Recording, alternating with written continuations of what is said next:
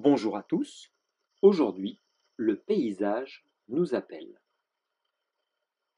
Si tu habites un immeuble, en regardant par la fenêtre, on découvre un paysage urbain. Beau, laid, peu importe. On est attaché à son paysage.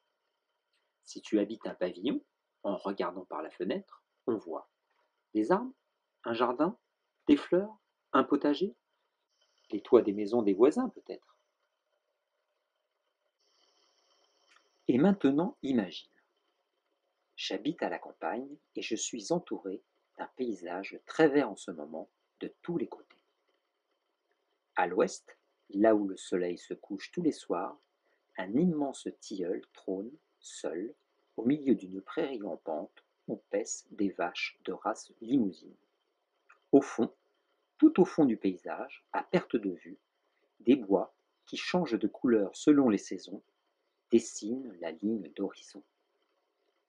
À l'est, le jardin abrite des dizaines d'oiseaux qui picorent dans l'herbe. Ils font partie du paysage.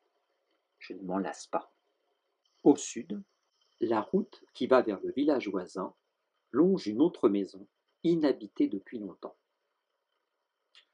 De grands sages, reliés aux traditions anciennes, disaient qu'il fallait regarder l'horizon, loin, le plus loin possible, pour fortifier ses yeux, pour ouvrir son cœur et pour détendre l'intérieur de son corps. Durant cette période d'enfermement où l'on peut être oppressé, si l'on cherche un endroit où l'horizon est visible, on peut le trouver pas loin de chez soi. Alors à toi de jouer. Dessine-nous ton paysage. Certains éléments, comme un arbre, une maison, le soleil, un chemin, une rivière, nous font tout de suite penser à un paysage.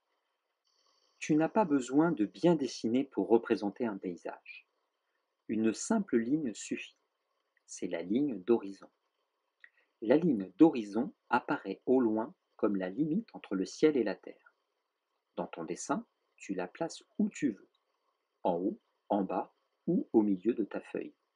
Cela va déterminer ton point de vue. Le point de vue, c'est l'endroit d'où tu regardes. Si tu représentes la ligne en bas, c'est que tu es placé plus haut qu'elle.